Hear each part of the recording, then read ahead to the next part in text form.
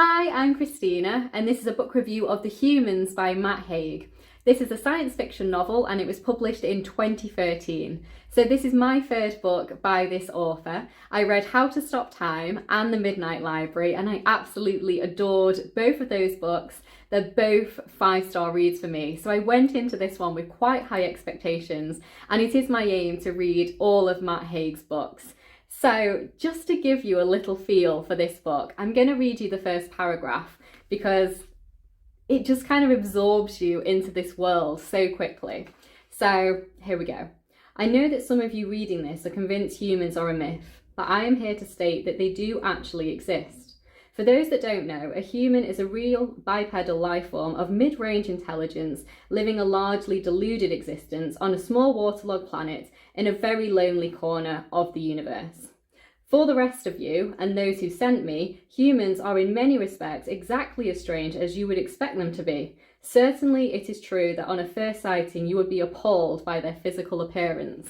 So it really just draws you straight into this story, and I thought that was absolutely wonderful, and I really liked that part of it. So the whole concept of this is we have a professor of mathematics called Professor Andrew Martin, and he has just solved an equation that will change the world as we know it. It's going to make advancements in technology like we could never have imagined. We'll be able to alter DNA, we'll be able to do space travel, and it's all about solving the kind of mystery of prime numbers.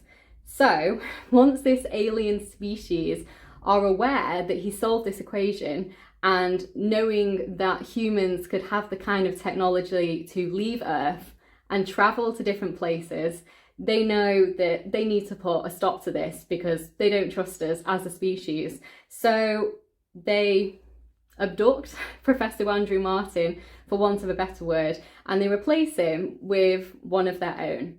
And we see the whole story through this alien's perspective. And we see as he learns what it means to be human. So he's learning about humanity, about love, about embarrassment and jealousy, and just all of these different human emotions. And they don't really have any emotions, this alien species. They're kind of a hive mind. It's you do what is for the greater good. And that's just the way their society works. They don't have love, they don't have war, they don't have death, they don't have so many different things. So it's such a massive jump to him to come into our world and to feel all these feelings and not understand so many different things. And I have to say, it was such a funny book in the beginning. There were times when this book can be both like poignant and silly and funny all on the same page. And I think that's such a great gift to be able to do, to be able to write that way. And I think I got about halfway in this book, and I just thought it was absolutely wonderful. It's definitely going to be another 5-star read for me. It's just so fun, so much fun. It's so funny. It made me smile. It made me laugh so many times. But then when it got to kind of the second half and the last third, I just kind of felt that it lost its way somehow. I kind of felt like Matt Haig didn't quite know where to go with this book and how to end it.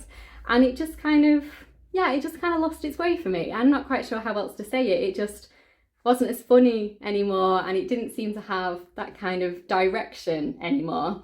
So yeah, I'm not sure how to explain it. I was completely hooked in the beginning. I thought it was so amusing, so much fun. And then yeah, it just kind of lost its way. So because of that, and I found the whole kind of like last third of it a little disappointing, I'm going to give it a 3 stars because it was a good book and I enjoyed it, but it isn't as good to me as The Midnight Library and How to Stop Time. So as a ranking for all of the 3 books I've read of him so far, I'm not sure how to rank The Midnight Library and How to Stop Time. I think How to Stop Time is my favourite, but if you ask me on a different day, it might not be. So I think How to Stop Time, the best for me, and then The Midnight Library, and then this one. Yeah, it was just a shame that it just kind of lost the thread of what it was trying to do, I thought.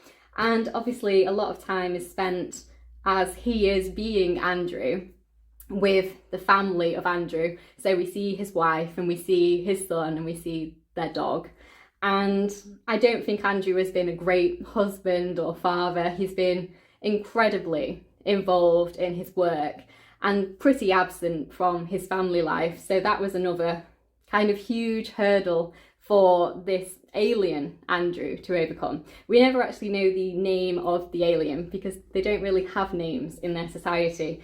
So yeah, there was definitely times when this book genuinely made me laugh out loud, and very few books make me laugh out loud. I think Matt Haig really is the author that can make me laugh out loud. And yeah, some of it was just so much fun, so silly, so heartwarming, and very poignant and moving at times. But then towards the end, it's kind of lost its way. So yeah.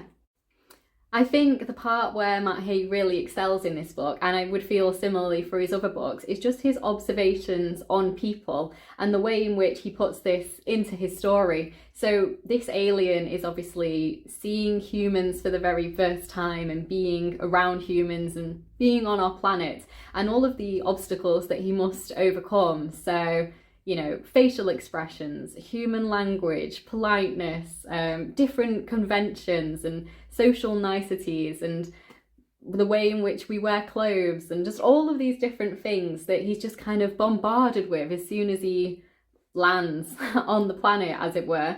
And yeah, I think that's definitely my favourite part of the book, to try and watch this alien become one of us, as it were, when initially so very, very against who we are as a species. And it's such a quotable book too. There were so many times I was sitting there and I just went back and read another sentence because it's just so good. I really liked one of them on page 77, and he's basically just saying that humans, there's so many things that we have that we just don't understand.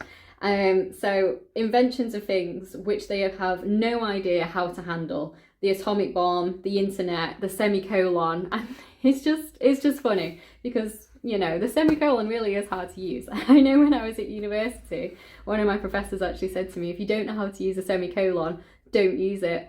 And I don't think I've ever used one since. So that really kind of hit a funny kind of chord with me. So yeah, it's going to be a 3-star read, but I still... Oh, it's so difficult to put a rating to this one because I enjoyed the first part of it so much. It was just so wonderful, and then it just kind of drifted off a little bit for me. But yeah, so if you have read this book, I would love to know what you thought of it. It's obviously one of his backlist books. I will absolutely be reading whatever book he publishes next because I think he's a great author and I always have a good time with his stories. I think I really do like his science fiction, as in How to Stop Time, the very most. So yeah, I'm looking forward to seeing what he writes next. And I'd love to know your thoughts on any of his other books if you've read them. I do have a book review on the Midnight Library, so I will link that down below, just in case you're interested in hearing my more detailed thoughts. But I would just highly recommend both of them, to be honest. So yeah. Thank you so much for watching. Please like the video if you've liked it, and please do subscribe if you'd like to see more of me talking about books. I'll see you in my next one. Bye.